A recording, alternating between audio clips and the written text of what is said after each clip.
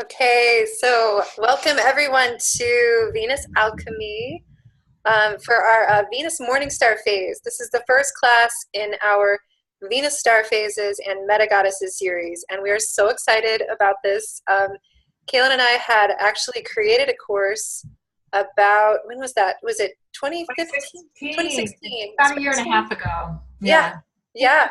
And we had kind of put together a lot of this information, but crammed it all together, and it was so exciting and so energizing to do it. But we also felt that it would be amazing to be able to go more deeply into the content and also to really explore the meta goddesses, the different Venus cycles that we go through. And so this is the first. So today, what we're going to be doing tonight is we're going to be exploring everything about the Venus morning star phase. And so with that, for those of you who have taken the course before, we have a few of you. It's amazing that you're here, and it'll be awesome to have your insight because we've done some deep work together and to have more space around this. And for those of you who are new, welcome. It's beautiful to have you. And if you have not already seen this, we also have on the class page more information that can help you get oriented to the larger Venus cycle that we'll be kind of breaking down as we go. So, Kaylin, do you have anything else you want to add? So at some point we could show the class page of people that helps them to see it. We don't have to do that because we don't want to take up our precious time necessarily. Yeah. Right. Yeah, and then also I guess anything else can maybe wait till the end. Yeah. So okay, so awesome. Oops, why is this not going? There we go. Okay, so let's just go ahead, and we like to begin by really calling in sacred space. So if everyone wants to just take a moment to maybe close your eyes, maybe get into a comfortable position. Hopefully you're not driving. We always recommend against that in these classes. And so just take a moment to call in maybe any parts of yourself that might be wandering around. We want to call our higher selves back into our bodies. We want to call any parts that are not present, and to just feel the weight of our bodies. Feel our deep presence and bring that into the room. Now begin with an invocation to Morning Star Venus. I bring the dawn. I am a brilliant and shining one. I am bold, brave, and beautiful to behold. I am Inanna, Sekhmet, Ishtar, Durga, Freya, Ikshel. My light is your inner flame, fueling your passionate commitment to take inspired and decisive action that fulfills your true noble cause and purpose. I am she who summons the sun. I am she who protects the cosmic order. I am she who brings light into great darkness. I am she who surrenders to the descent. If fear and anxiety cause you to hesitate, call on me for courage, commitment, and clear direction. I am here to support and guide you, to make sacred your holy cause, your divine mission. I am here to help you know and trust the deep presence of your fierce feminine soul. Abide in my wild and unwavering grace. I will help you give away all that is false within you. Prepare to be made new.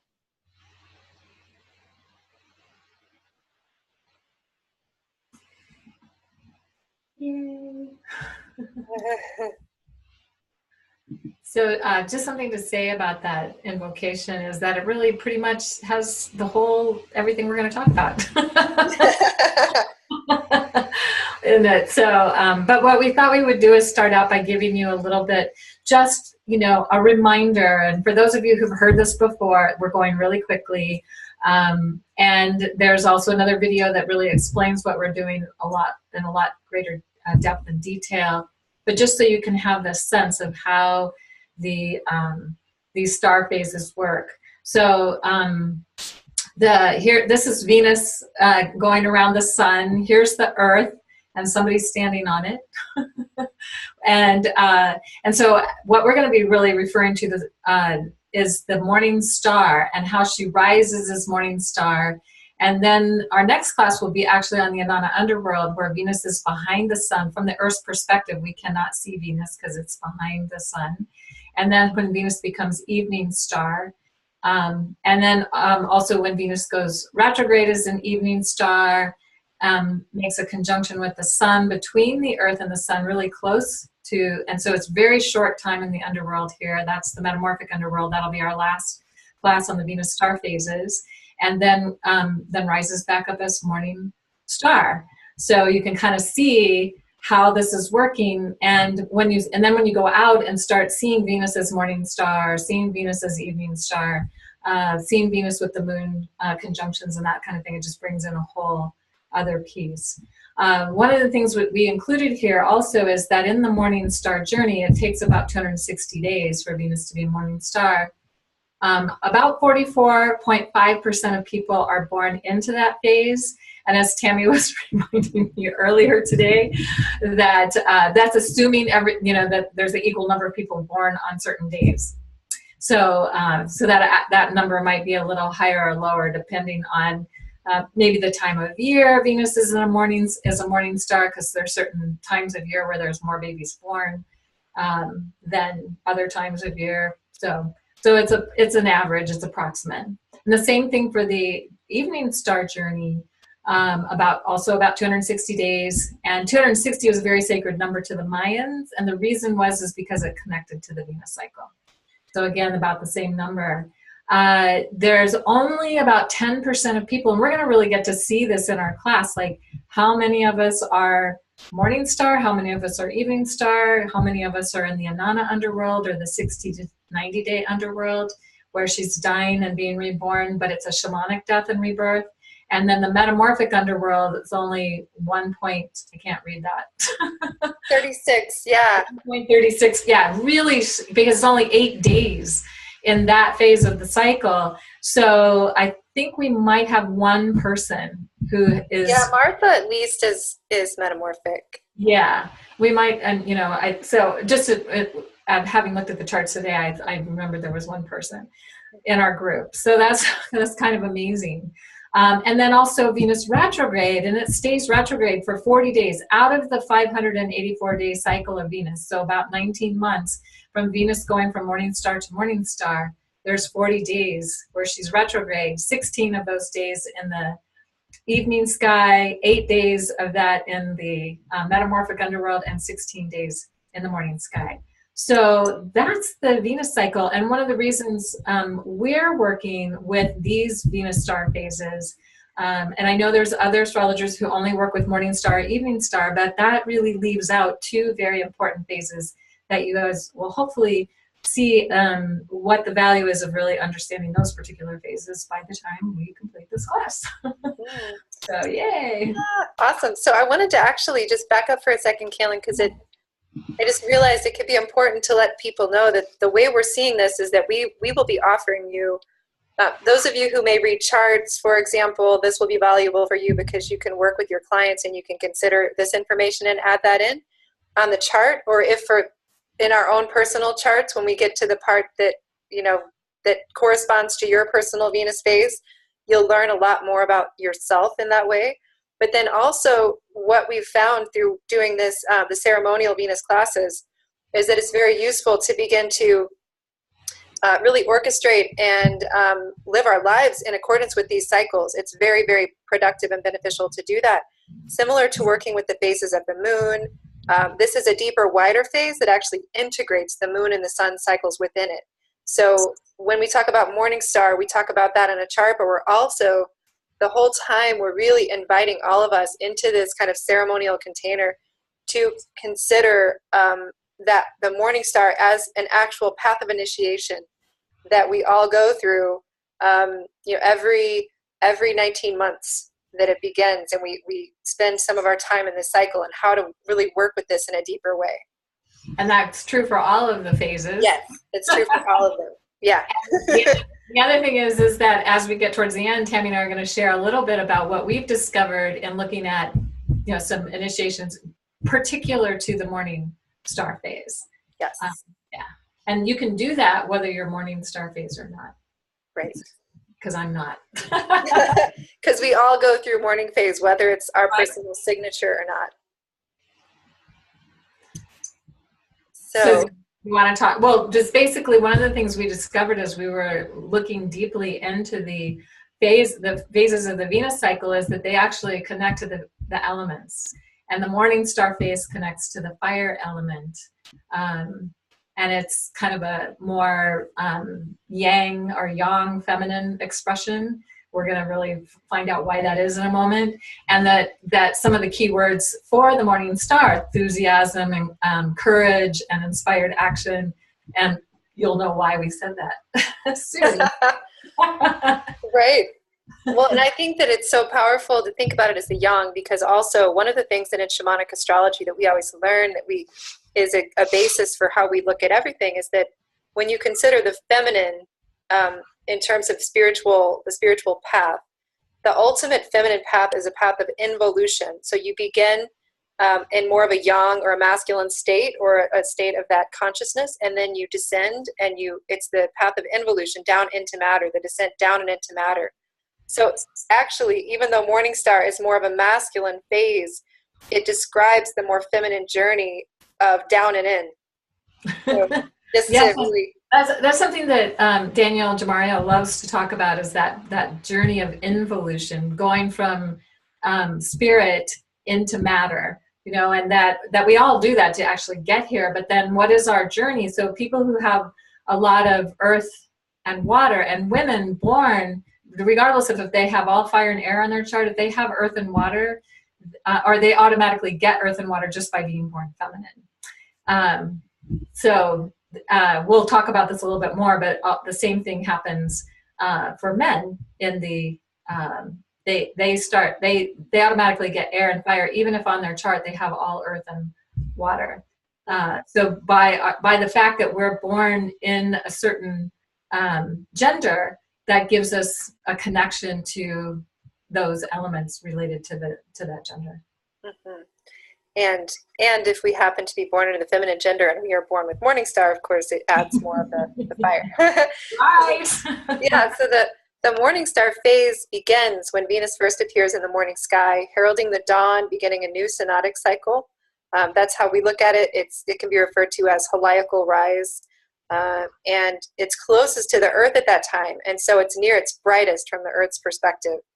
And then from that point, it continues to climb into the sky towards maximum elongation, which is where it's at its furthest reach from the sun over the next couple of months. So it gets brighter and brighter.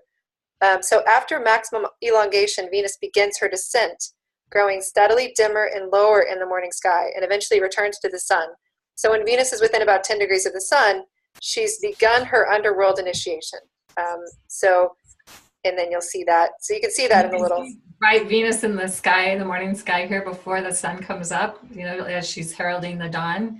And as, when she first, one of the things that the ancient people thought was so stunning was to see Venus rise into the morning sky, because you could not miss her. She's like, boom, she's there. It's like one day she's not there, the next day she's there. And so this is why we begin the Venus cycle at that morning star rise, when she's first visible in the morning sky, because it's something we can visually connect with, where a lot of astrologers will use the Sun-Venus conjunction, and that's very easy to map and figure out, but it's not as ceremonial in a sense, because you can't see it or connect with it visually. So we just prefer, of course, to use the visual rising of Venus. And she's always retrograde when she rises as morning star as well. So this is just another view of this as the morning sky. And then, we could have, like when Venus comes up we'll see this in the next slide, there's more along this line, and then she begins to descend again. But this is just kind of giving you that sense of what the different phases are in the morning sky, a bigger view of that. So Venus is, again, she's always retrograde when she rises as morning star. And about 2.7% of people are born morning star retrograde Venus. And it's very rare. I don't think I've met a morning star retrograde, or maybe only a few. Yeah, very few. Yeah, all morning star insights and challenges apply, but there's a little added insight because Venus is retrograde. So closest to the earth, so very bright, vital, eager to begin her initiation. She's still close to spirit, aware of her previous incarnation. When we dream into this, there are certain points in the cycle that are just filled with mystery. And this is one of those points where it's just like, okay, if you think about this as the goddess, as the ancients would do and as we do, she's gone through a complete death of her old identity and she's just being born into a new identity. And so she's in that kind of powerful place, like a baby that's just been born, who still has this deeper connection to the previous incarnation. When she's retrograde, that's the part of in the Ananda descent story where she puts her ear to the great below, and she's listening to the call to descend to the underworld, and she's choosing to go. So this is a very powerful queen. This is a very powerful moment in the journey. And so, if you have a client who's born at this time, which is rare, or if you yourself are born at this time, if you know of someone that you see born at this time, it is really, there's so much in this that's mysterious. It's also for all of us to be tuning in and to be learning more during this particular phase, to really ask the question, tune into it. What is this about for us? How do we work most productively with this phase? And how does that show up when you find people who have this signature, to really, really listen deep and really explore how it is that it shows up for them. So this is the point also where she's preparing for her journey and collecting her vestments. Beautiful.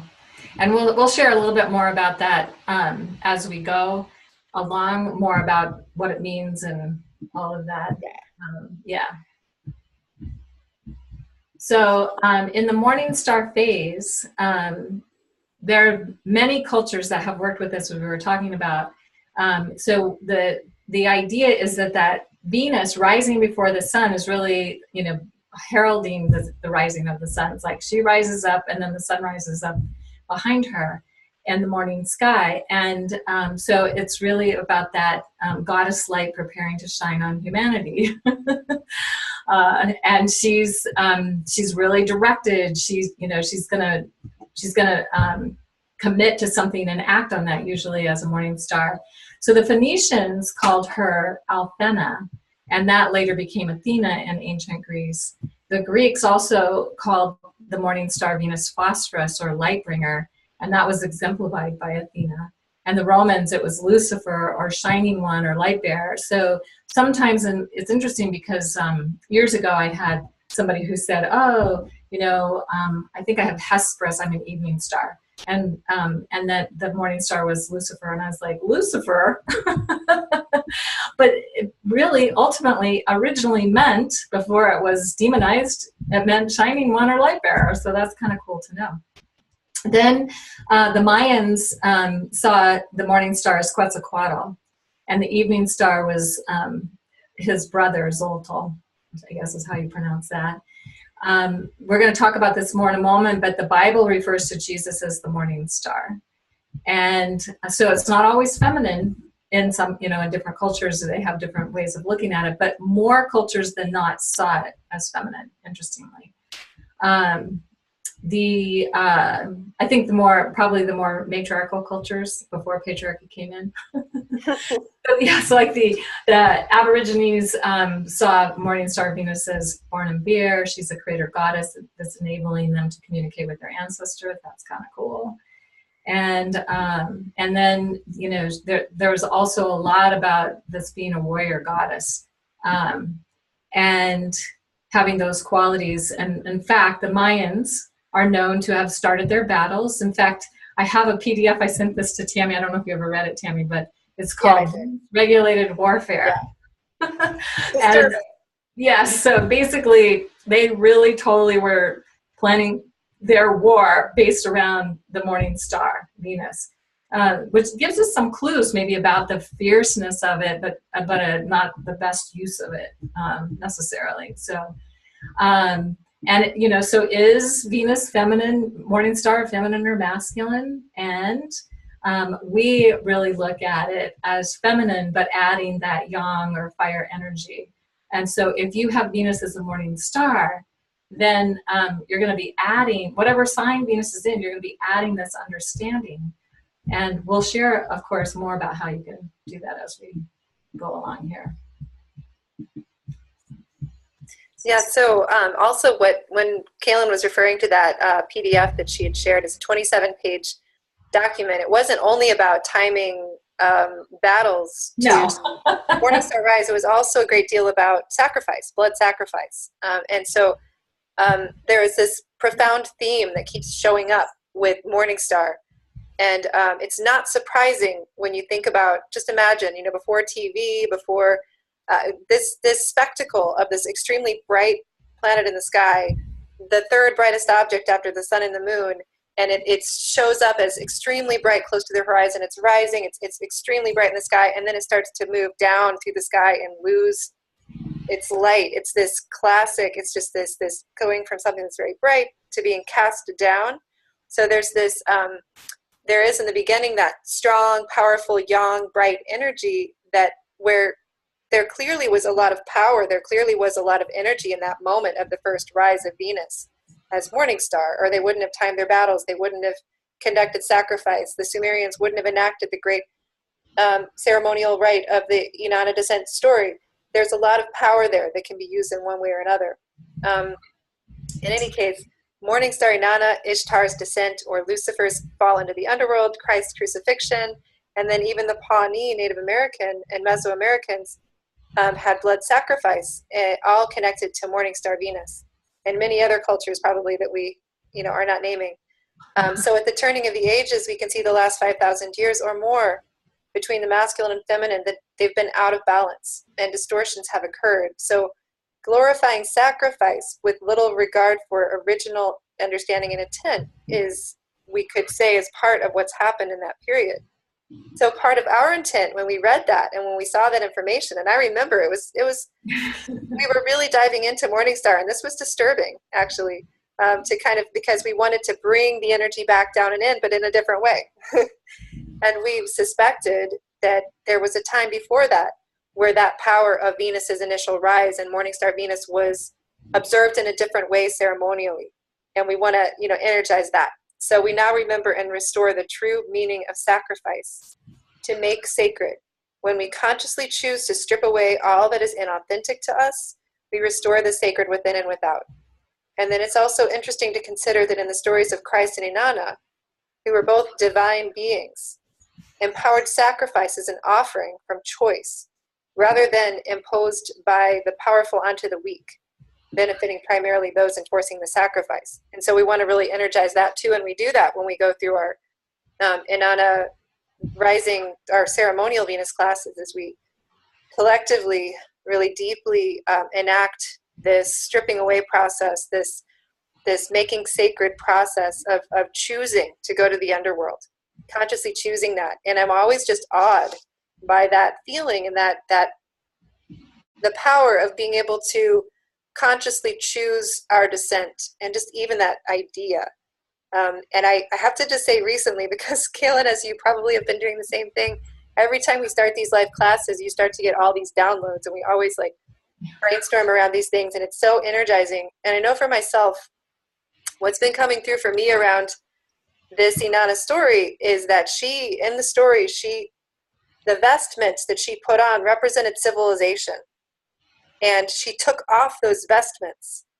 And to me, what just came to me recently is this idea that what if we are also choosing collectively a kind of dismantling of whatever aspects of civilization are harmful to us, and we're choosing a descent in a way into a way of operating with each other in the culture that is letting go of certain patterns of economy, of institution, of those kinds of structures that no longer serve. What if this is a representation of what we're doing collectively? We're choosing to grow more of our own food. We're choosing to live more simply. We're choosing some of these things. So it's just something to consider as well. Beautiful. I love that. Yes. So let's see. We've got honoring Morningstar Venus in an empowered way, and sacrificing any and all distractions, karmic burdens, patterns, and separation from self and others, programming and beliefs blocking our fully embodied, soul-filled, authentic expression on earth. And then Mahatma Gandhi really reminds us that sacrifice that causes sorrow to the doer is no sacrifice. Real sacrifice lightens the mind of the doer and gives him, her, a sense of peace and joy. So that's what we're referring to as this kind of sacrifice, not the kind of sacrifice where it's like you're going to be destroyed in the process, or it's not good for you. No, we're not talking about that. We're talking about how do we make it sacred? How do we do what we need to do? And it may be a sacrifice in terms of our time, in terms of our, process of whatever it is we're doing. We may have to let go of things, whatever, but that it is actually going to bring a greater sense of peace and joy. Yes. Yes, I love that, because really you're letting go so you can lighten. You can become lighter. Your life can be easier. You can be more in flow. Yes. So it's so fun to see. Then we're gonna do this in every class to show, and we will have charts for the next class so people can kind of look at who's who and what's going on. But these individuals who are listed here are those who are in this class, and I think we have 35 people in the class now. These are all Morning Star individuals. So if your name's here, then you will know that you are a Morning Star. If your name is not, if you are a Morning Star and your name is not here, it's because maybe we don't have your chart yet. Because they were finding it at the last minute. So we apologize for that and did the best we could. Absolutely. And I think that Kaylin Aida just joined, which is awesome. Aida joined just like half an hour ago or something. So yeah. So we'll let people know next month if you're a Morning Star. Yeah, we'll redo this and include it in the next one. So, absolutely. So what Kaylin was referring to before in terms of adding this to the sign of your Venus is that basically Kaylin's also looked up every person on the list, their Venus sign, so the actual sign of the planet Venus in their chart. So what will happen is that when you are born Morning Star, again, it's like adding fire. So for example, Kate Rusko, Joanne Hayden, Nancy Fisher, Sharon Smith, Kat Caracello, Margot, Maureen, Alejandra, me, we are all fire sign Venuses. So this is kind of adding another layer of fire. So if there's any question, we definitely have that fiery Venus. It's a blazing inferno. Yeah. Of course, right? It's a blazing inferno. Of course, if you add Neptune, which is right in my Venus, there's more complexity to it. But just to say, this is adding more fire. So we have a lot of fire. And then, though, when it gets interesting too is when an individual has water sign, for example, like Barbara, Lori, Jazana, and Letgard. That I hope I'm saying that right, Letgard. But that when you have water sign Venus and then you add Morning Star, then it doesn't necessarily look like your typical, if there is such a thing as typical watery feeling, emoting. I mean, there might be all of that, but it adds fire, so it adds even more of that action element, or more of that yang energy. Do you want to add anything else to that, Kaylin? Well, just that, Scorpio is already kind of more like hot lava than water. Like it's flowing and it's, whatever, but it's like kind of fiery in a sense on itself, in and of itself. So if you have it as Morning Star, it just seems like that adds to the intensity. So say if you had Venus and Scorpio as an evening star, you might express very differently than somebody who has Venus and Scorpio as a morning star. And by the time we finish those two classes, you'll understand what I mean by that more fully, but we'll be kind of going into that a little bit. Mm-hmm. And then if it's in Cancer or Pisces, the other two water signs, then these are the ones that sometimes you might be surprised to find out that they have a Venus in the water sign. Because they're kind of fierce, they're kind of fiery, they're kind of decisive, they take action, and they don't let their emotions distract them as much as maybe they would if they were in another place in the Venus cycle, if that makes sense. And then of course the Gemini, the air, it's like the air fans the fire. So it's like it makes it even bigger. And then if it's in Capricorn, the challenge between, having a fiery Venus phase and being Venus in Capricorn is that Capricorn tends to want to move slow, Earth wants to move slow, and fire wants to move fast. So it's like, how do you balance? And it can be really great when those two are balanced. But if they're not balanced, it can feel really challenging. Yeah, a lot of internal tension until you really bring that alchemy together. Right.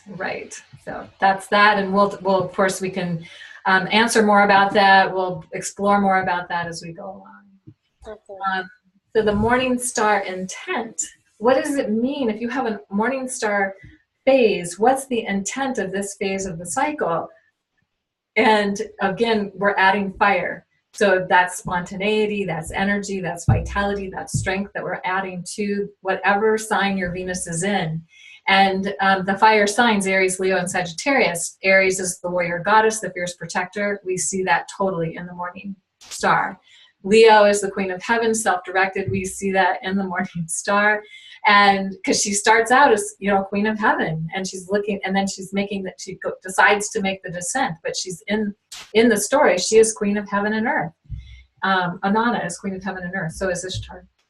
And then Sagittarius is the spiritual quest. Well, of course, she is making that descent in the quest for universal truth, as well as to strip away everything that's not true on her way down into the underworld.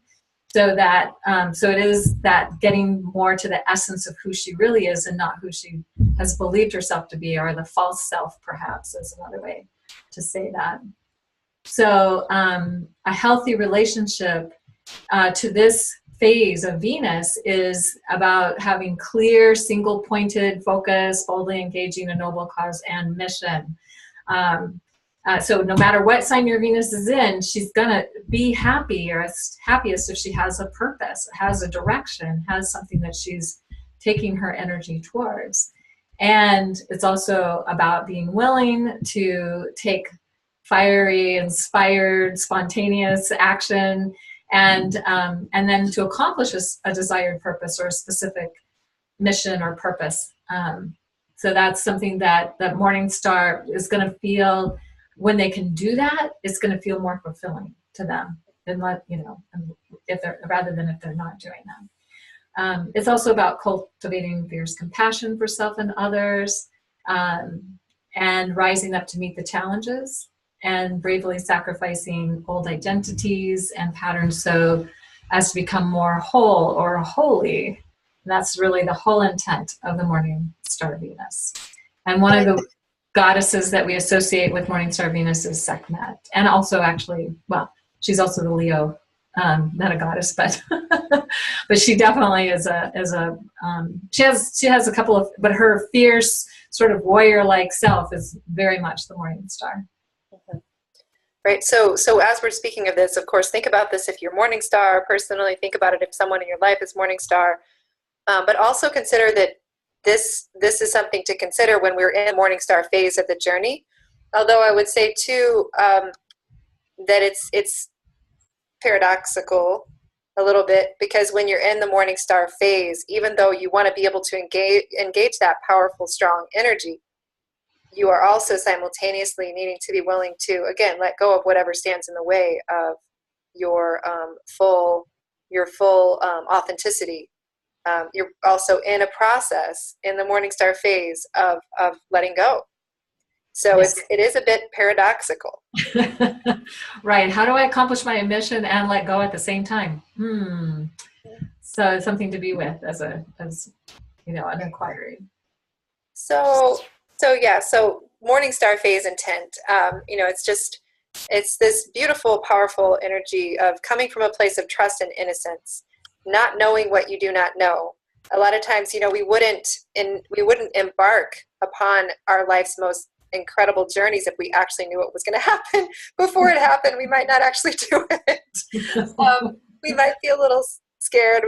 But there's this place of trust and innocence. It's going to be fine. And there's a lot of power in that. Discovering we are powerful enough and strong enough is part of it, that we have what it takes to enter the underworld and successfully experience our initiation.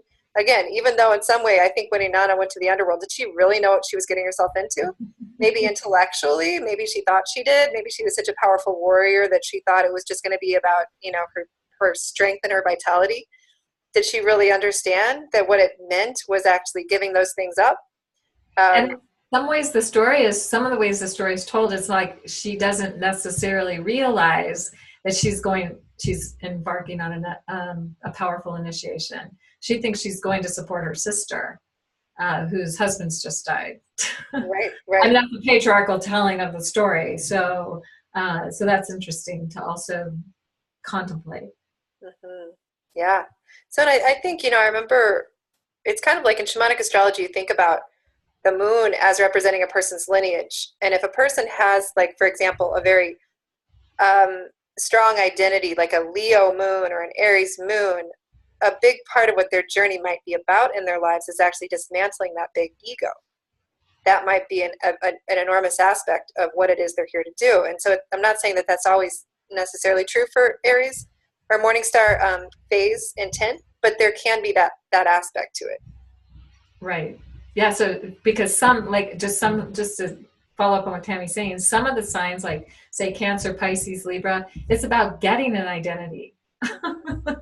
So if that's where your Venus is, and she's Morningstar, then there's maybe two things going on simultaneously about having to let go of who you think you are, but also figuring out and becoming more of who you are at the same time. So the intent is about bringing spirit into matter that we've already talked about, or another way we could say it is to return our soul to its pure expression, or a more pure expression of who we really are, its divine essence. So the essential feminine alchemical process of involution, or bringing spirit into matter, is a big part of what the Morningstar journey is about. And it's about ensoulment, or the process of tending and remembering our feminine soul. And that's really, when we engage this journey from a ceremonial perspective, that's the opportunity that we have, is to see where it is that we've been unensouled, I guess. And how do we get to reclaim that and do it in a healthy way, having let go of everything that isn't who we really are. So Inanna Morningstar, she's the all-powerful queen of heaven and earth. She's spiritually and materially masterful, yet uninitiated in the realm of heart and soul. Her fierce commitment is to willingly give up her old identity, her hubris, her false power. It's to cultivate compassion and become a fully feeling, embodied, authentic expression of the divine in the way that only she can. That's a big job. Yeah. So some of the challenges that she might face, anybody with a Morningstar, or when we're in a Morningstar phase, like initiation phase, the challenge we can face is being light polarized. And that's where there's no shadow, not willing to go to the depths, or to feel what we need to feel, or to let go of what we need to let go of, or where the ego is, still trying to run the show and basically wants to say that it's all good. There's no darkness. There's no challenge. Right. It's like we're pretty comfortable where we're at. So why in the world would we want to go to those dark places? Or right. So that can be a challenge. And yet also then there can be events that force you to go in those places. We're going to talk about more about that later. Then also another challenge is not daring to care. So remaining distant and aloof to suffering and pain, your own suffering and pain, and also perhaps the suffering and pain of others who maybe are going through a more challenging time. Because one of the things that happens for that warrior aspect, that I'm on a mission, I have something I'm here to do, is if you can't let the feelings derail you from where it is you're going. Except on the other hand, it's the feelings that can help you get there. So again, another paradox that we can experience. So, and then another big challenge, and I'm not a Morningstar, but I do have Venus in Aries, so overcommitting to projects and responsibilities, and denial of limitations around time and abilities. There's times where I'm like, oh God, how did I get so much on my plate? How did I do it again? No, I'm trying to be better about that. Yeah. So some of the challenges for Morningstar is that you may feel as if you've got excess fire or pitta, as described in Ayurvedic medicine. If you have all of this powerful energy, and perhaps you have like Cancer Venus, or you are a type of person who turns that energy inward. Say it's not safe for you to be strong and powerful in your family of origin. For example, you might turn that energy inward, and this is something to really look at. So it becomes anxiety or depression, in which case, if you have a lot of strong chi, a lot of strong fire, and you don't know how to safely express it, if you are Morningstar and you don't know how to express those energies, it's really important to learn how to create spaces where it's safe to express this. Expressed outward, it may be that you have angry outbursts, addiction to conflict and drama. I'm Morningstar Venus. I've had my issues around that at certain points, for sure. Paralysis due to fear of possible loss that might be incurred during initiatory process. That can also be an issue to, again, and I think that has to do with the paradox inherent in this, is that the energy we're working with Morningstar Venus is that we are experiencing our personal power, or we are experiencing, and it's good for us to step into our fire and into that. But at the same time, again, there's this sense and this knowledge that we need to let go of certain things, and there might be a lot of resistance. Right. And the other, the turned inward energy is sometimes we turn our anger inward as well, as anxiety or depression or other things. And, so some people might have angry outbursts, but some people, if they've been suppressing their anger and haven't found a healthy way to express it, then it can come out sideways. And you don't necessarily have control over that. Right. So, yeah. For the men in the group, I don't know that we have men in our group this time, but for the men, if any of you, are in a relationship with a male partner, some of the things to note that they're dealing with is how they're attracted to bold, fearless, feminine partners, and also have to be cautious, reflective, and counter the impulsiveness of that Morningstar Venus woman that they're in relationship with. So that they may like to project onto the partner that they take the initiative and make things happen. I'm an evening star, but I'm Venus in Aries, and I've had that happen in relationships where I've been, kind of the one that has to kind of take the lead, and I'm not always happy about that. It's nice when it can be balanced, when you can take turns doing that. And the intent is for men, when they have a Morningstar Venus, to cultivate that capacity within to become self-sparking. And again, this is the connection to their inner feminine. So the opportunity is, to be able to work with this in a way that allows you to have a stronger connection to the inner feminine that's within, and not necessarily have to connect with it externally, because if you're connecting with it externally and you don't have a strong sense of it internally, it might run you over. Right? So the true intent for men is to integrate the qualities of courage and boldness, willingness to let go and engage inspired action, and to embrace these qualities as support for their own life path, and not necessarily for others. Like sometimes people can have that boldness and that courage and whatever to go forward, but they're not doing it for themselves, they're doing it for someone else. And you need to include yourself, especially if you're Morningstar. Yeah.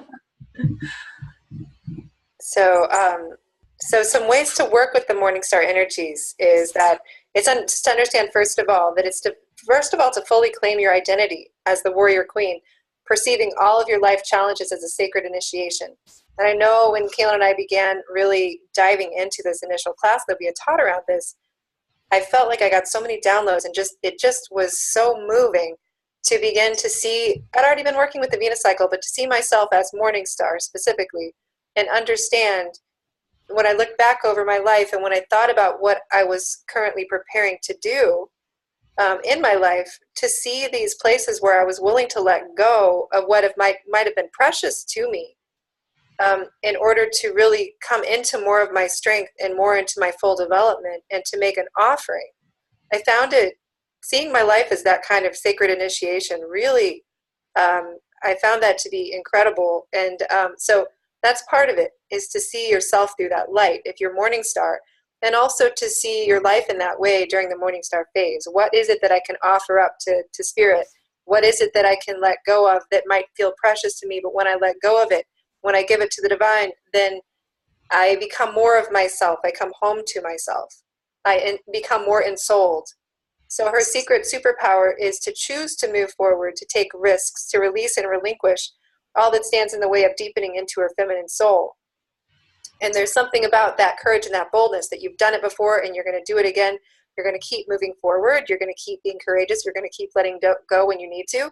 But you still have access to that yang energy. You still have access to that fire. You're still boldly going forward. And I think the further we go in our lives as morning star, there is a deepening process that happens there. Recently, I taught a workshop, and I told Kaylin, oh my God, I told him that I wasn't initiated.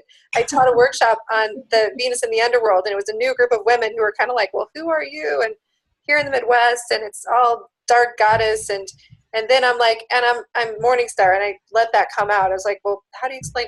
Well, it hasn't fully gone through the initiation yet. And when I said it out, I knew it wasn't exactly right, but I said this to Kaylin. I was like, it was this awkward moment where, and Kaylin reminded me of something which I really loved, which is that I'd already been through 5 Venus initiations. So at that point, I'm fully initiated.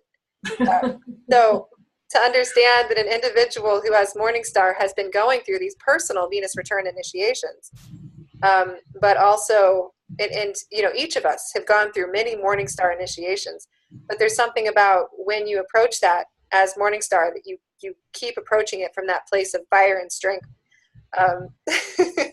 continuing to take risks in that way. So in the words of author Bill Plotkin, entry into the life of the soul demands a steep price. What is that price? Falsity. Everything that is not authentic. So what would it take to express your true wild woman, warrior woman self? And you know, we can be attached to our falsity. I mean, that seems like, oh, that's not such a big deal, but we can really be attached to that. So it's right. a lot more challenging than we might imagine. And then to come to that place of being more authentic. Yeah. Wow. It's such a powerful journey. Yeah.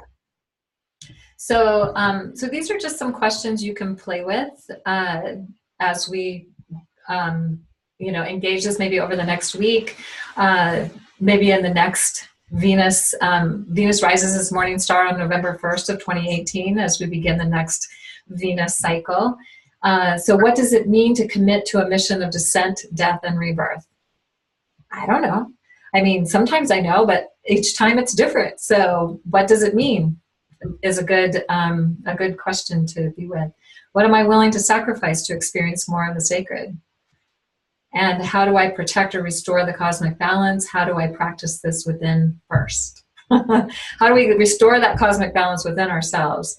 Because as we're restoring it within ourselves, of course, then it's ideally will be reflected in our outer reality, maybe our more personal reality, not our collective reality, because things seem pretty out of balance in the world right now. Anyway, and then if you have a Venus retrograde as a morning star, the question could be, what is needed for me to fully prepare and train for my metamorphic death and rebirth and initiation to a new identity?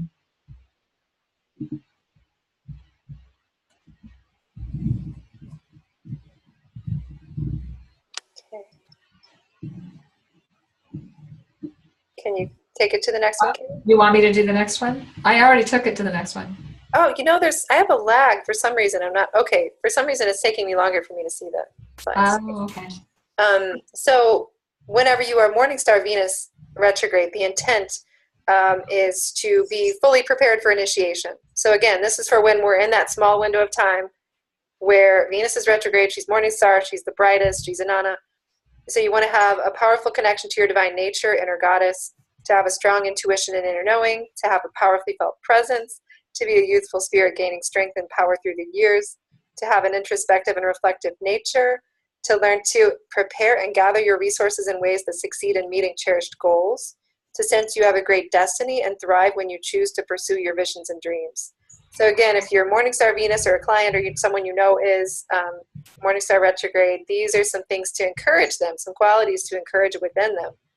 And also, it's beautiful to have the intent to move with these energies and energize these energies during the retrograde Morningstar phase. And remember, it's only retrograde in the morning sky for about 16 days. So yeah, short you period. don't get a But lot it's of a powerful period. It's good to know about this. Yes, absolutely.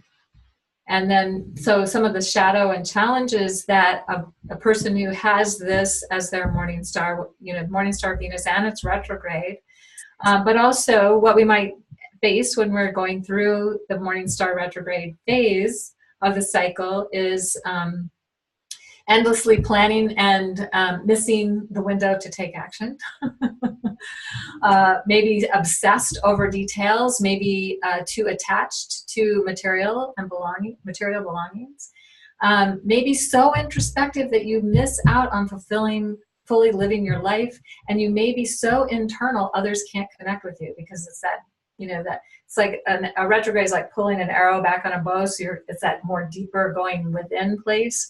And so that, you know, we could say everything about the morning star we can say about the retrograde phase, but we can also add these pieces as well.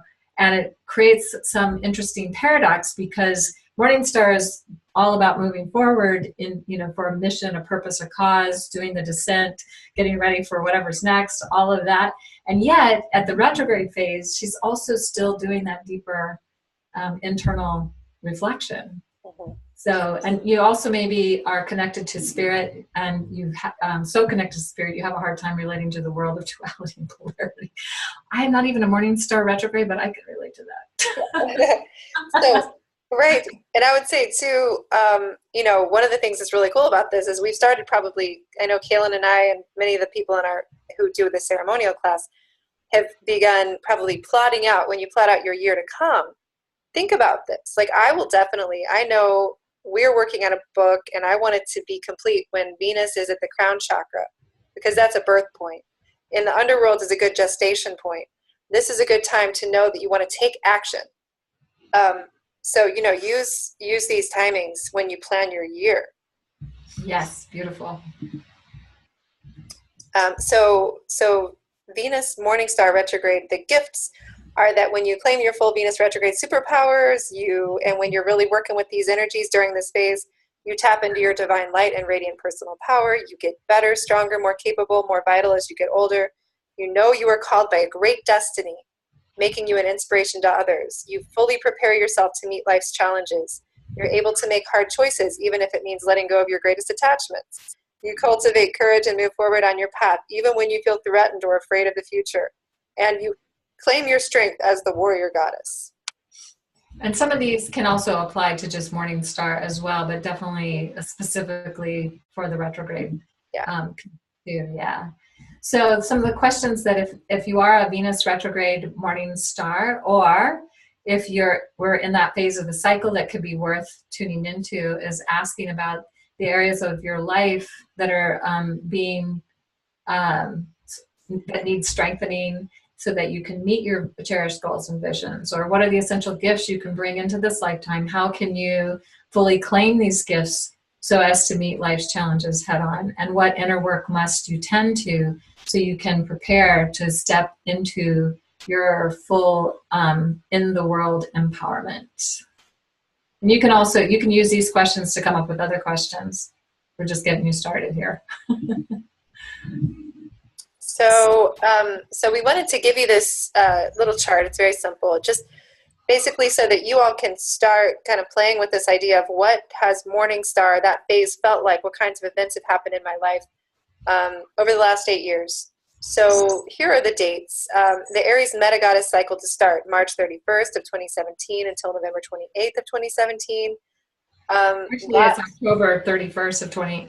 Oh, you're saying Morningstar. Never mind. Sorry. Yeah.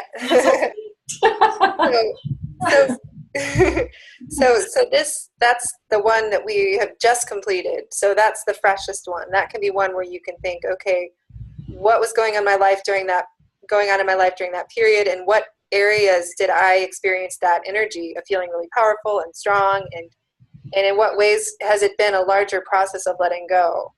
And then the Leo Metagoddess phase, we've got the dates for that, Capricorn Metagoddess, and you might also take it a level deeper and just ask, what does that have to do with the Aries energies, if you're familiar with the different signs and their medicine, their energy.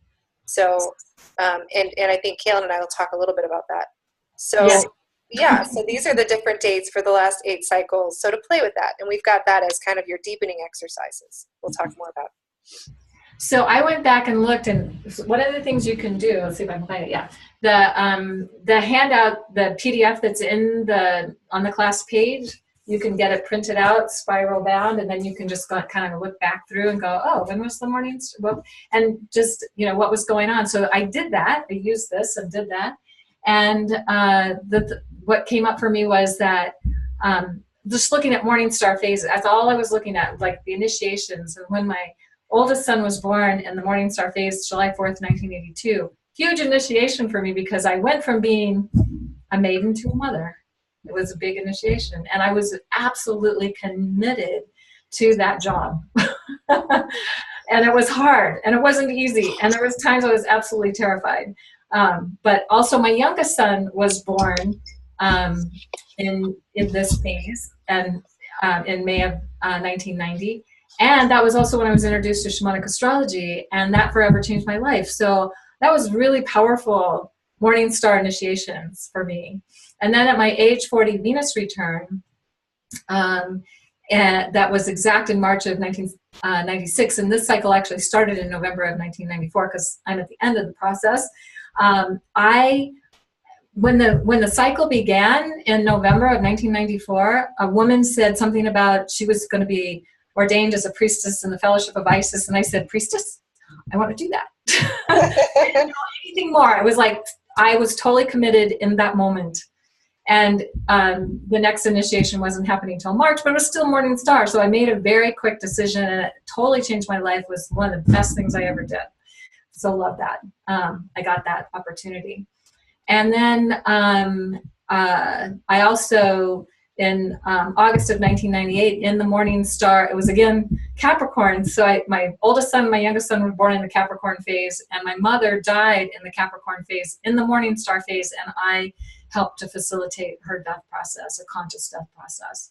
That was huge initiation for me. That was having to let go of my mother. And I was only 42 at the time, and so I was like, oh man, you're not leaving me. No. I had to let her go. She needed to go. So that was a big process. And then in 2004, I found out my second husband had severe PTSD, and it was morning star, Gemini Metagoddess, and I had to take action. I felt I had to take action, and I committed to taking action to do an intervention for him and get him help, because he was in really not a good place, and it all worked out eventually. He was willing to have the help, at least initially. So yeah, so those are my little stories. Wow. Awesome. Of course, I'm morning star, so I identify with it very much. The Aries and the Aries Metagoddess cycle, this last cycle, it's interesting that Kaylin is focusing on where she took decisive action, and I was focused more on the way that this is about letting go. But for me, I felt I had this recognition once Venus entered the underworld, and I had a little bit of a rest. This actually has been a time period for me, beginning in early April, of actually taking a lot of action, of doing a lot of things. And actually part of me was like dragging my heels, but I felt as if I kept doing things anyway that I needed to do. So I was in resistance, but I was still taking action. And those actions I've been taking did actually cause me to, all along the way, taking decisive action, choosing to go to Pine Ridge, South Dakota for Convergence, choosing this relationship that I'm in now, that again, it felt like action before reflection, which is a morning star thing.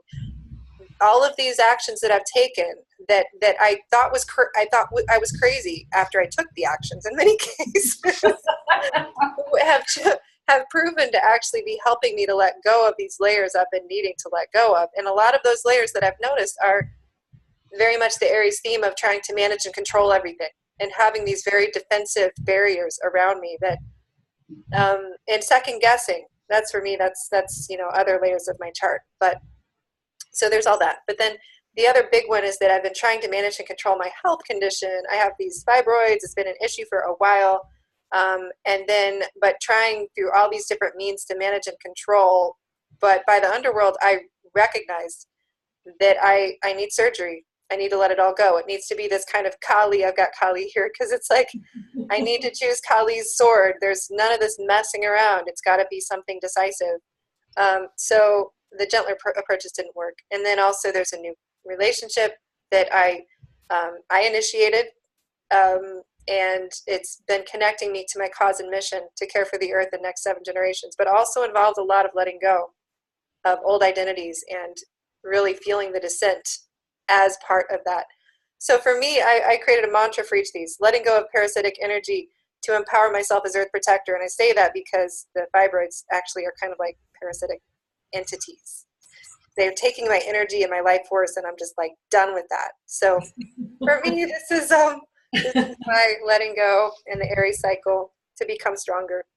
And something we can all do is send supportive energy to Tammy because she's having surgery on February 7th, which is why we're not having a class on February 8th. Yes, thank you. I forgot. There was this long list of all these things in initiating this class that have been so essential, and that's one. So we've changed the date on our pages, but I should probably send that out in an email as well for people to remember. Yeah.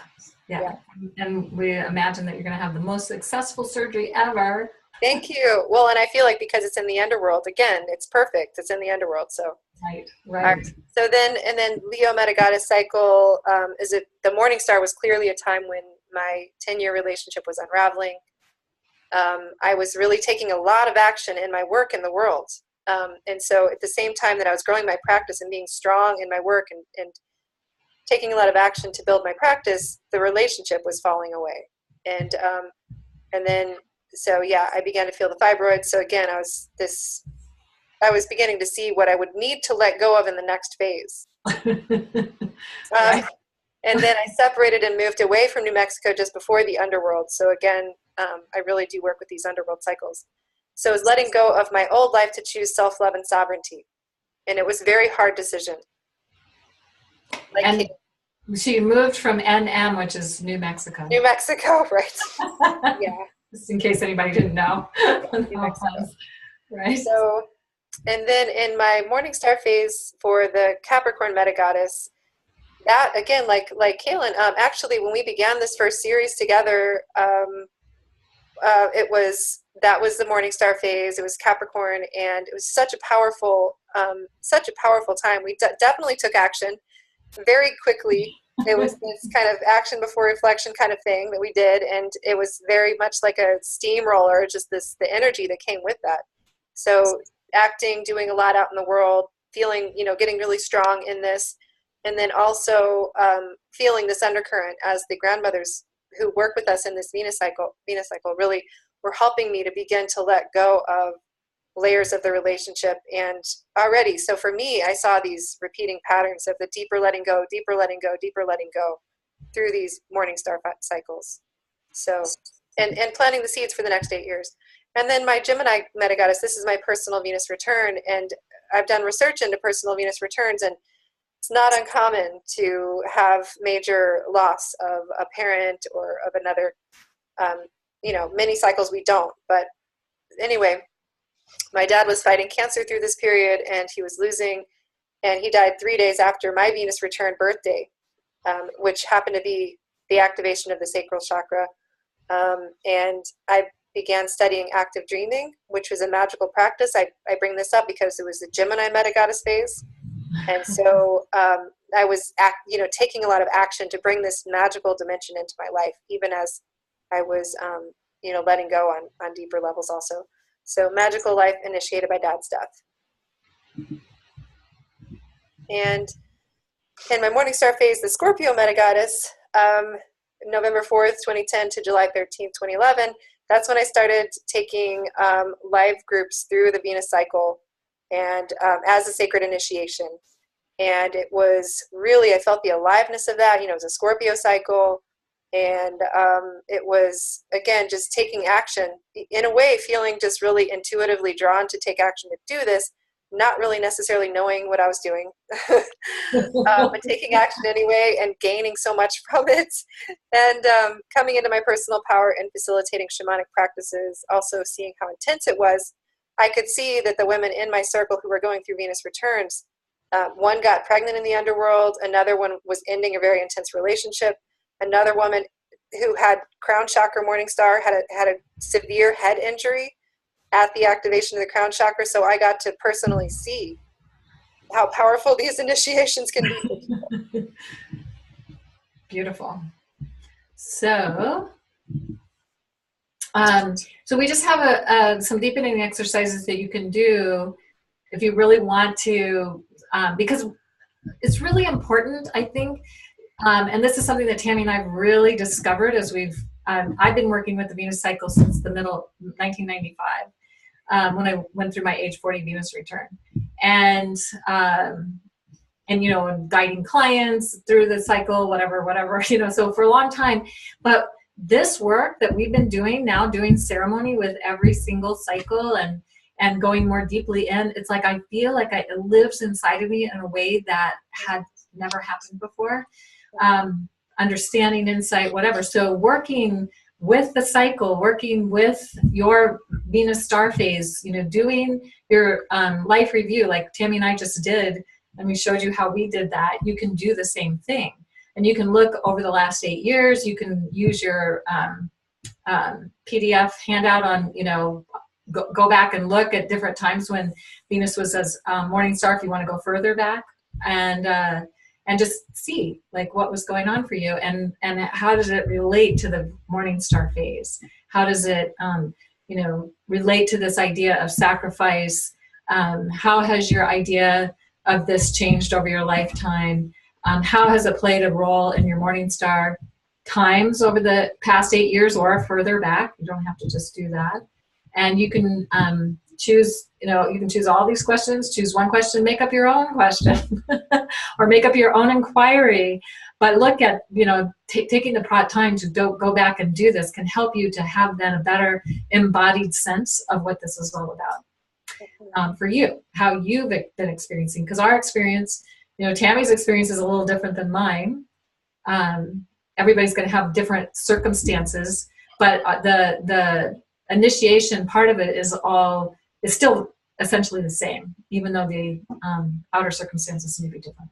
Yeah, and I think again, to make it really simple, when you're doing this first activity of doing your Morning Star Life review, again, consider, where did you take action? Where were you taking action in the world? Where were you being bold? Where were you? And just consider, often it's good timing to take action. And so pay attention to the ways that where you took action, often it was very fruitful. There was something about action to let go. Yes, it could have been taking action to let go. Yes. Absolutely. And taking action could have caused certain events that would cause you to let go in the future. And I would also look for that deeper pattern of what were some seeds that were planted, actually specifically in the Capricorn cycle, but what were seeds that were planted in any of these phases? There are repeating patterns that kind of unfolded over those morning star phases. Yes, beautiful. So we have a few additional resources.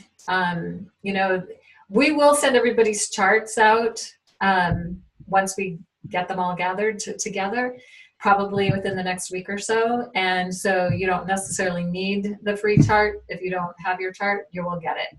And then, of course, if you haven't received the invitation to the Facebook page yet, it might have come to you in an email. But if you didn't get an email or a Facebook invitation, let us know, because we'd love to add you to the page. And then, of course, the PDF that we've talked about. And so getting that printed off or being able to access it and do your research is going to be really great. And of course, we'd love to have you join us if you're not already joining us for the Evening Star ceremonial journey. Absolutely. And so also I'll just say, Kaylin, do you think it would be okay now to kind of look at the class page? Is that easy to do? I probably. And if it's not, I can try to look it up too. The reason being that I think if we could just give a quick orientation to this document, it could be helpful for people because then they can identify their meta goddess also. So we can show them how that works maybe. Right. So if you basically what you do is you're going to click on this link and it'll bring up the document and it will, I've had this document up already today, so on my computer, but yeah, so it gives you the date, it gives you the overtone or the meta goddess, what was the Venus event, what was going on, morning star rise, you know, this one's the very first page, April 26th of 1929. What was the sign Venus was in? She's always retrograde when she rises. And then just kind of the phase of the cycle, it's the overtone birth of the new goddess. She's 10 degrees from the sun. She's in the morning star phase. And the sign the sun was in is also listed on here. So you can look up anybody and find out, you know, like if somebody was, say, born on August 10th, of 1929, then they have an Aries meta goddess. They were born prior to the fourth gate, just after the third gate. So they're in the phase of the cycle that is the morning star, third gate, throat chakra. And what also, and yeah, we're not going to focus too much on the inner phase or the phase of the gates or anything like that, but just to look it up, to practice and look at any of your friends, family members, their charts, and find morning star people. Look for those qualities. You know, this is another practice you can do for a deepening exercise is look up people in your life and find who the morning stars are and see if you can detect those qualities. And if you can see their life through that lens, that this is their sacred initiation path, is to really learn to cultivate that strength and boldness and take action. And yet also to be courageous enough to let go and to sacrifice and make an offering of their strength. Beautiful. And then also here's the PDF that the slides we just showed. You have access to them. If you just want to look through them to remind yourself of things we talked about, whatever, it's kind of like an outline, so to speak. And then as we go down, this helps you to determine, like if you're just looking at a natal chart, when you can look at the chart and notice where the Venus is in relationship to the sun, and you know if it's morning star, evening star, or underworld. And so this is just a little tutorial about how to do that. And then, of course, more on the Venus cycle, even more in depth than what we shared today. And then this is, I don't even know why this is still here, actually, but it was fun with Brett on the Venus underworld. So Venus was in the underworld. Yeah. You can watch. Awesome. And another thing about this is that we'll add layers as we go. So you'll see that the video at the bottom stays at the bottom, and we'll keep adding layers. Right. So, yeah. So, okay, how are we doing on time? We're getting towards our end of our time. Okay. So I'm going to just go ahead and lead you all in through a very simple activation. It's going to be really simple. It's just going to take a moment. What I'm going to encourage everyone to find a comfortable position again. You could even lay down if you wanted to, or just stay seated in a comfortable position and close your eyes. And just take a moment to settle into your body. And now just open your inner eye and imagine.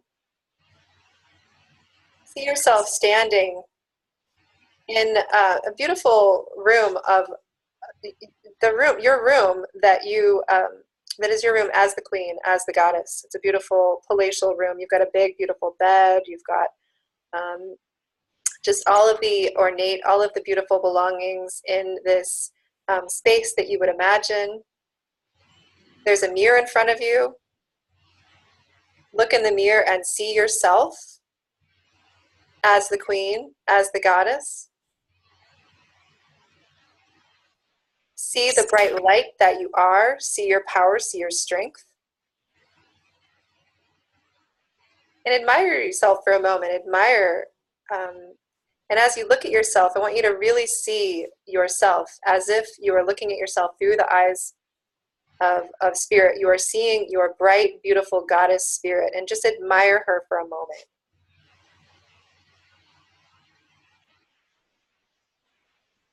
And when you look at her, it's as if you're almost looking at someone else, but you're seeing those qualities of strength and of power within yourself that you usually don't take the time to notice and recognize, and let yourself be surprised.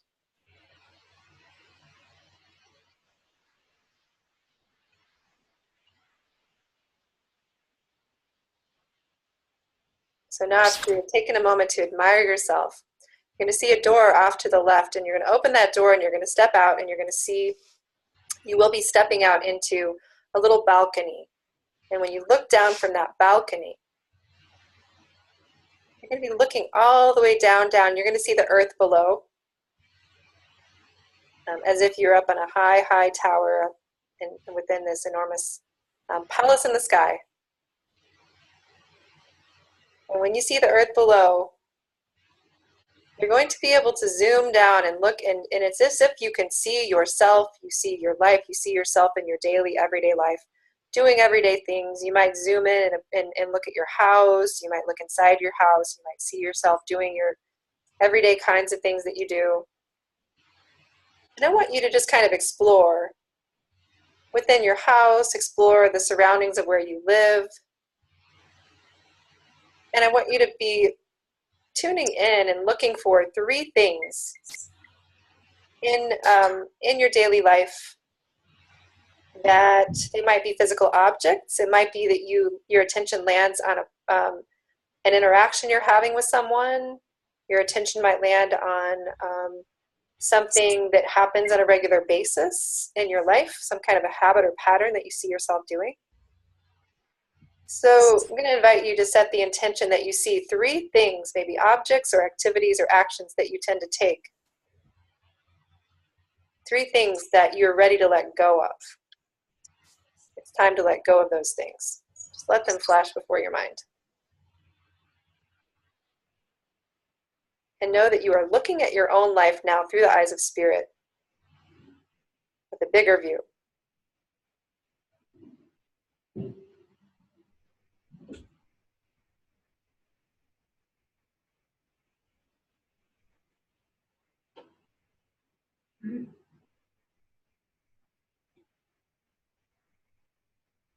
Okay, so now you're going to, even if this is an interaction or a pattern you see yourself doing, it might seem strange, but you're going to put your hands out and you're going to draw that interaction, or you're going to draw that object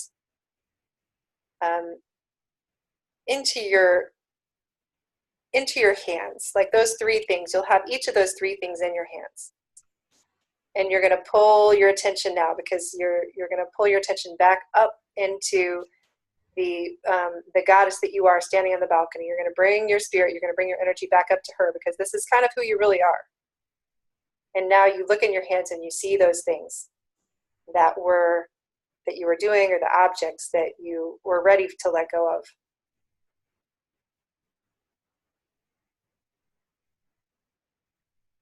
And now you're going to take those things, each of them in turn,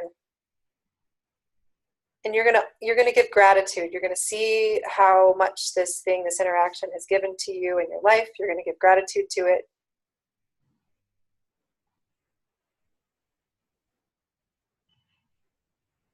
Now you're gonna look up and you're gonna see there's the sun. There's the bright sun.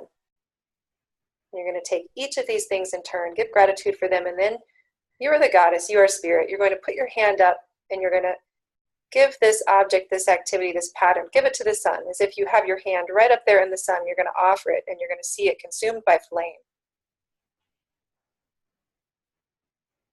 So do that with each of these things in turn.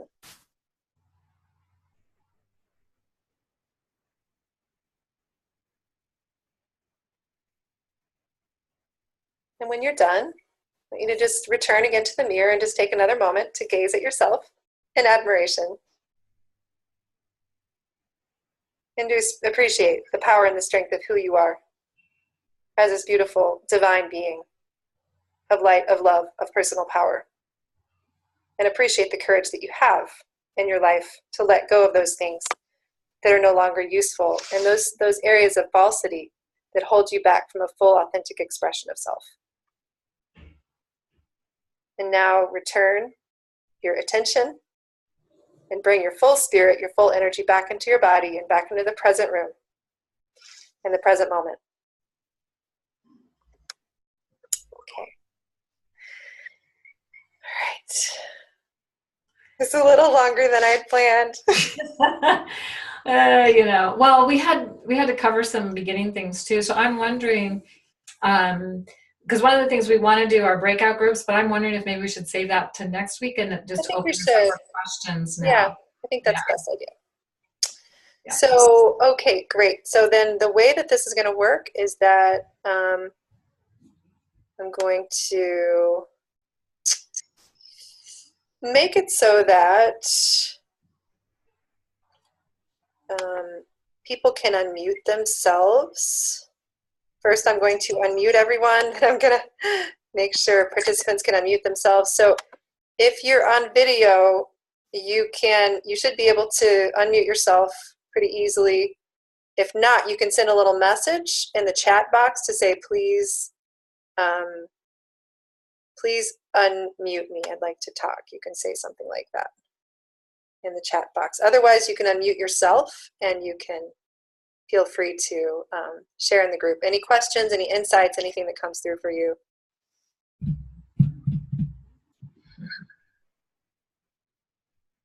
Great presentation, lovely meditation. Thank you, bye.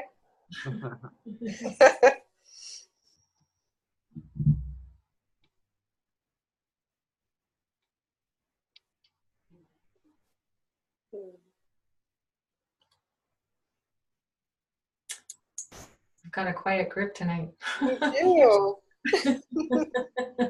It's so beautiful to see you, Vi, though. It's so sweet. This is the thing we love about Zoom, is it's like we get to see our community. And actually, if people want to, they can click the gallery view.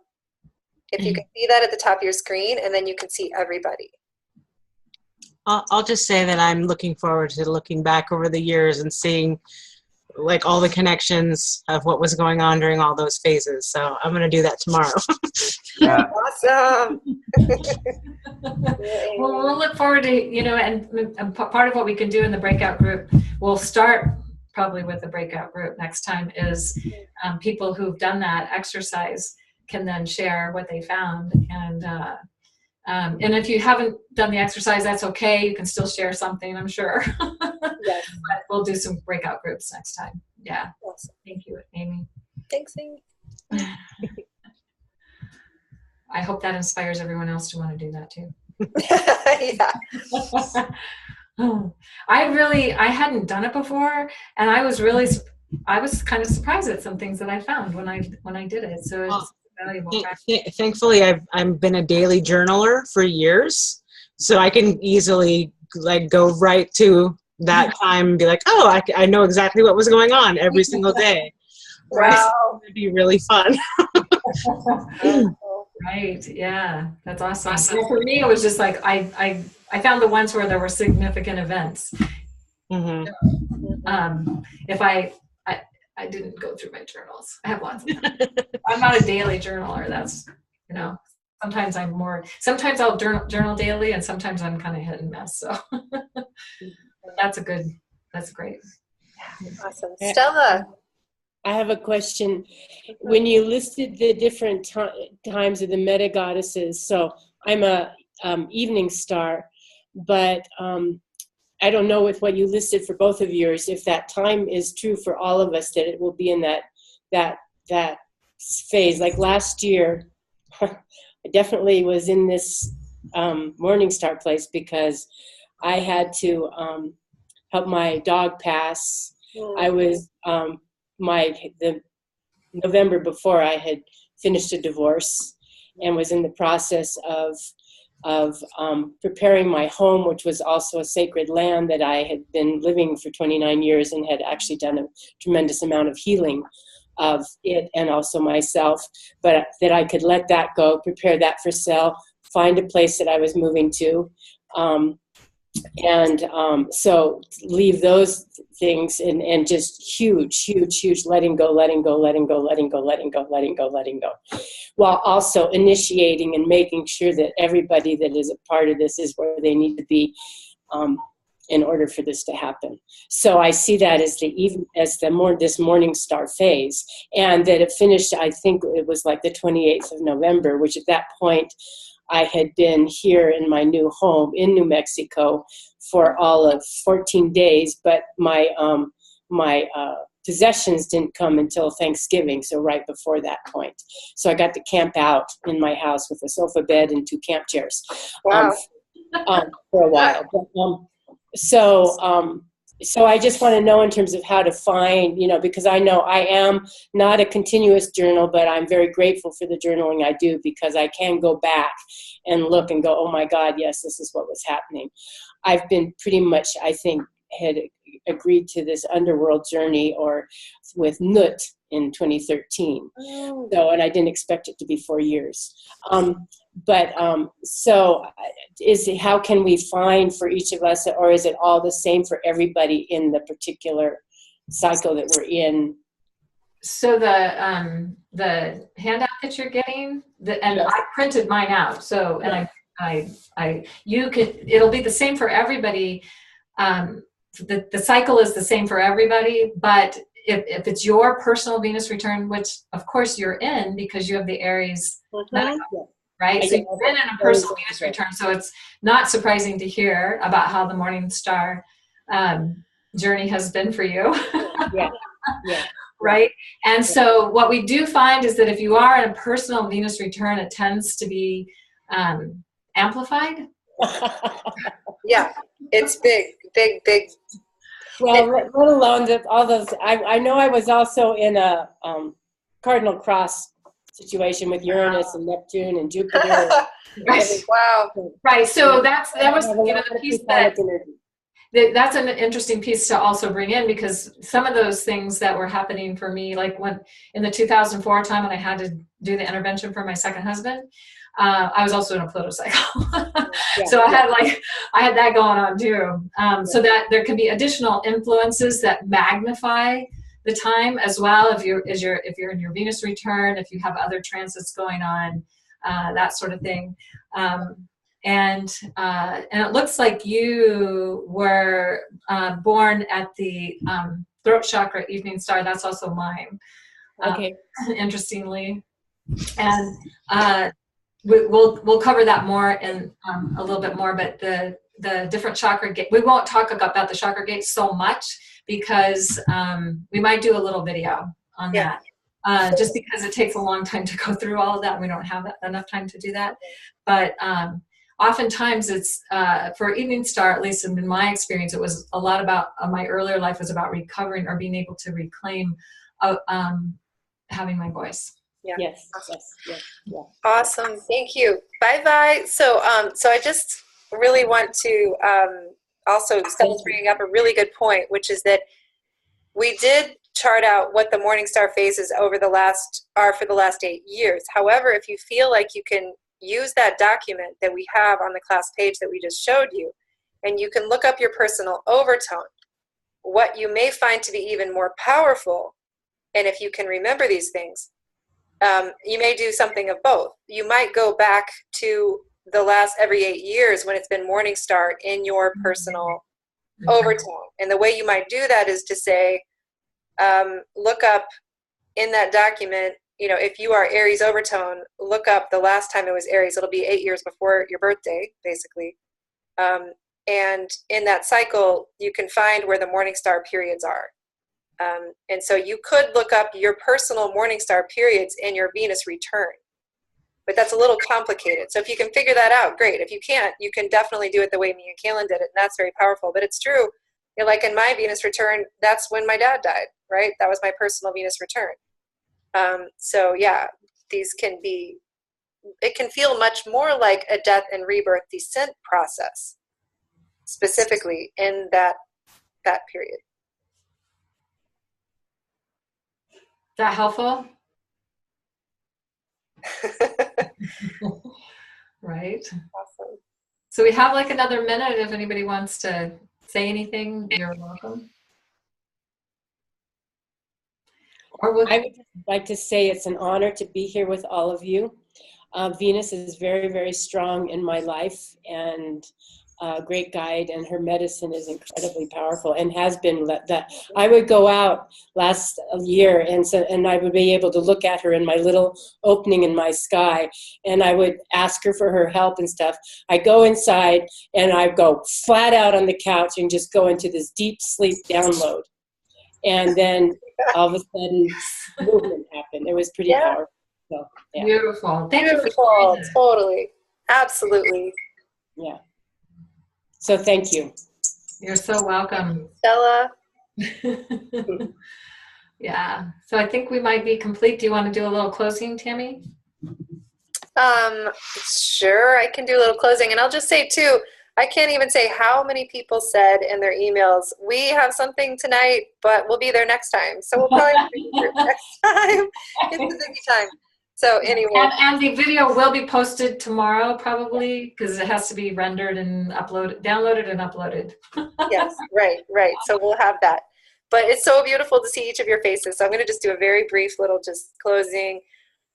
So want to begin by just giving gratitude to the circle of the grandmothers who always hold this circle and just energizing that everything that come through in this space as we truly focus our attention on the divine feminine, as we focus our attention on Venus and the wisdom and the insight that comes through this planet, which is our sister planet here on Earth, that everything that come through be a support in helping each of us to find that divine feminine spark, that inner goddess, she who is here to truly bring the world back into balance so that we can each come into our full authentic expression, and dedicating this time together to sisterhood, to the rising up of, again, the divine feminine to bring the world into balance, and as guided by the circle of the grandmothers. And so until next week, much gratitude, and I'm going to just unmute everybody so people can say goodbye. And if I can figure out how to do that. We have to do it. There it is. Bye, everybody. Okay. Mhm. Bye, everybody. Bye. Thank you. All right. Bye.